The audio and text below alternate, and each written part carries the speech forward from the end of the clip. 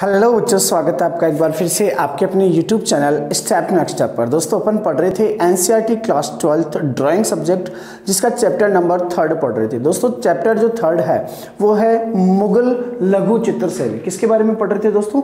मुगल लघु चित्रशैली के बारे में। इस चित्रशैली या इस चैप्टर के बारे में अपन ने फर्स्ट सेकेंड 2-3 वीडियोज़ लगभग अपन ने कंप्लीट कर दिए हैं। और अपन ने मुगल जो शासन की स्थापना हुई थी बाबर के समय, उस समय से लेकर बाबर के बारे में पढ़ा, फिर हुमायूं के बारे में पढ़ा, फिर अपन अकबर के समय में जो मुगल चित्रशैली है उसके विकास के बारे में पढ़ा, और फिर अपन ने जहांगीर के बारे में पढ़ा। यानी कि कुल मिला के अपन ने मुगल साम्राज्य के अकबर, बाबर, हुमायूं, अकबर और जहांगीर, 4 मुगल जो शासक है उनके बारे में अपन ने मुगल चित्रशैली का विकास किस किस तरीके से हुआ, कौन कौन से प्रमुख चित्रकार थे और कौन कौन से प्रमुख चित्र बनाए गए, क्या शैली थी, क्या विषय थे, इन सब के बारे में अपन ने चर्चा की। अब दोस्तों मुगल साम्राज्य के जो प्रमुख शासक बचते हैं वो 3 और बचते हैं। 4 अपन ने कंप्लीट किए। कौन कौन से किया? बाबर किया अपन ने, हुमायूं किया, अकबर किया और जहांगीर किया। इन चारों के बारे में अपन ने पढ़ा। अब 3 और बचते हैं। एक बचता है आपका शाहजहां, दूसरा बचता आपका दारा शिकोह है और तीसरा बचता है आपका औरंगजेब। तीनों के बारे में अपन आज इस वीडियो में पढ़ेंगे। पहला पढ़ेंगे अपन शाहजहां के समय में किस प्रकार की चित्रशैली का विकास हुआ, किस तरीके से चित्र बने और प्रमुख जो चित्र है वो किस तरीके से बने थे। दूसरा अपन पढ़ेंगे जो दारा शिकोह है उसके शासन काल में जो चित्र थे वो किस तरीके से बने और उनका विकास किस तरीके से हुआ।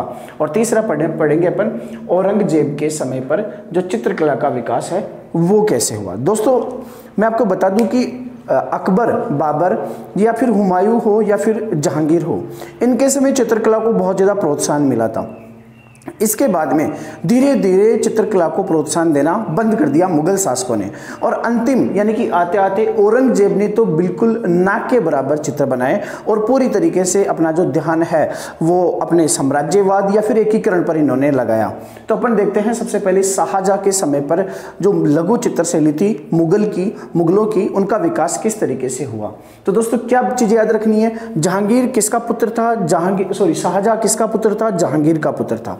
जहांगीर के बाद में शाहजहां राजगद्दी पर बैठता है। जहांगीर के बाद शाहजहां 1628 में किस पे बैठता है? राजगद्दी पे बैठता है। और ये कब तक रहता है? 1628 से 1658 के बीच में।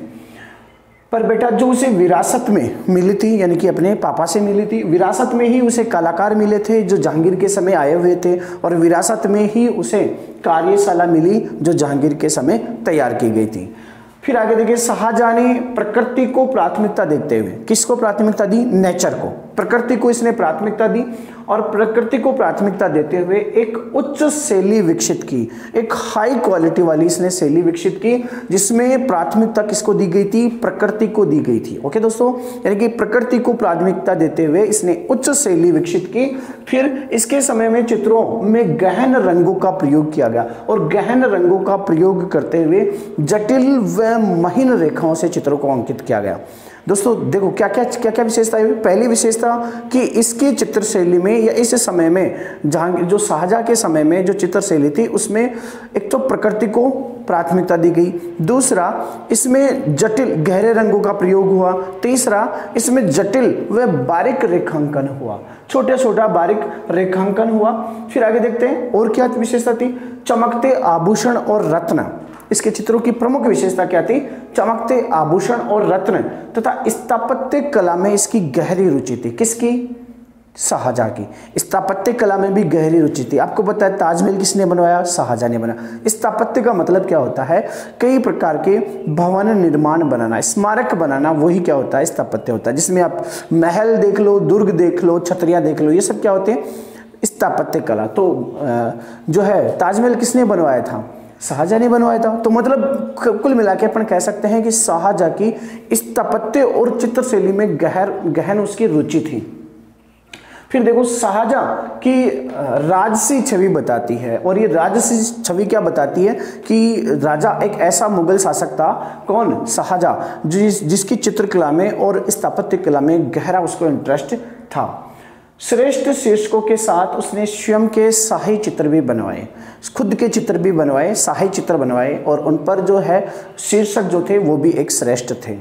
ऐसा ही देखो एक असाधारण पांडुलिपि जिसका नाम था पादशाहनामा। क्या नाम था दोस्तों? पादशाहनामा, जिसका अर्थ होता है बादशाह का इतिहास या राजा का इतिहास, यानी कि राजा के बारे में विस्तृत वर्णन जो ग्रंथ करता है, उस ग्रंथ का नाम था पादशाहनामा।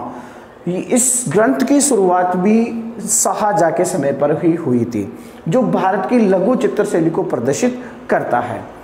आगे देखते हैं कि इस समय के चित्रों को शाही, देखो विषय क्या थे, शाही, ऐतिहासिक और धार्मिक विषयों पर बनाए गए थे। इस समय पर जो भी चित्र बने या तो वो शाही दरबार के थे, या फिर ऐतिहासिक घटनाओं के थे, या फिर धार्मिक जो विषय थे उन पर इस समय चित्र बने।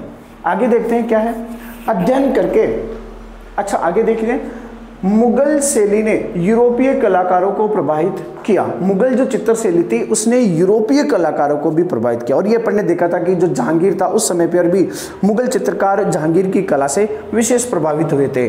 तो इस समय पर भी यूरोपीय जो चित्रकार थे वो इसकी चित्रकला से प्रभावित हुए।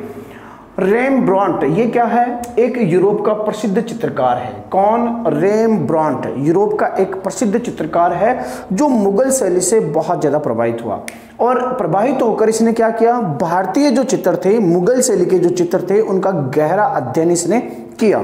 अध्ययन करने से हुआ ये कि ये किस चीज़ में माहिर हो गया, किस चीज़ में निपुण हो गया। तो दोस्तों बारीक जो चित्रांकन था या बारीक जो रेखांकन था उसमें ये निपुण हुआ। देखो रेमब्रांट एक प्रसिद्ध चित्रकार था यूरोप का, जो काफ़ी प्रभावित हुआ किससे? मुगल चित्र शैली थे।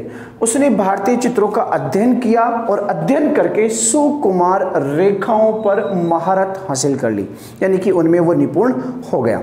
तो इस तरीके से दोस्तों ये था शाहजहांकालीन मुगल चित्र शैली का विकास। शाहजहां जहांगीर के बाद में आया था, जहांगीर का उत्तराधिकारी था। शाहजहां आने के बाद में इसे बहुत सी चीज़ें विरासत में मिली थी जो जहांगीर के समय पर ही थी, जैसे कि चित्र शैली, चित्रकला, चित्र जो कार्यशाला और चित्रकार और कलाकार, ये सब इसे क्या मिले थे? विरासत में मिले थे। दूसरा अपन ने देखा कि इसके जो चित्रकार इस समय पर जो चित्र बने उनकी क्या क्या विशेषताएं थी, क्या विशेषताएं थी, उनमें प्रकृति को प्राथमिकता दी गई थी। इसमें इसके अलावा इसमें रत्न और आभूषण मुख्य रूप से दर्शाए जाते थे, बहुत महीन जो है रेखांकन किया जाता था। ये सब इस समय की चित्र शैली की विशेषताएं थी। और आपको याद रखना है कौन सा? पादशाहनामा। ये एक ऐसा ग्रंथ था जो बादशाह के इतिहास को बताता था। आगे चलते हैं। जहांगीर के बाद में, सॉरी, शाहजहां के बाद में शासक कौन आया? दारा शिकोह आया। शाहजहां के बाद में कौन आया शासक? दारा शिकोह है। देखिए दारा एक अपरंपरागत मुगल शासक के रूप में सूफी धर्मवाद से प्रतिबंधित होता है। दारा शिकोह जो है वो मुगल जो कला है या मुगल जो परंपरा है उससे थोड़ा सा अलग था। दारा शिकोह मुगल परंपरा से थोड़ा सा अलग था, और वो जो सूफी संत है, यानी कि जो भी सूफी संत है, आप ख्वाजा मोइनुद्दीन चिश्ती या कोई सा भी जो सूफी संत है उसके प्रति प्रतिबद्धता रखता था। साथ ही वो क्या था? दारा लोगों का एक प्रिय विद्वान था जो संस्कृत के साथ साथ बहुत सी भाषाओं का ज्ञाता था। बहुत सी भाषाओं की जानकारी दारा शिकोह के थी। एक कवि और कला का मित्र होने के नाते उसने एक चित्रों का एक एल्बम बनवाया। वो क्यों बनवाया? अपनी पत्नी को भेंट देने के लिए, उपहार देने के लिए बनवाया।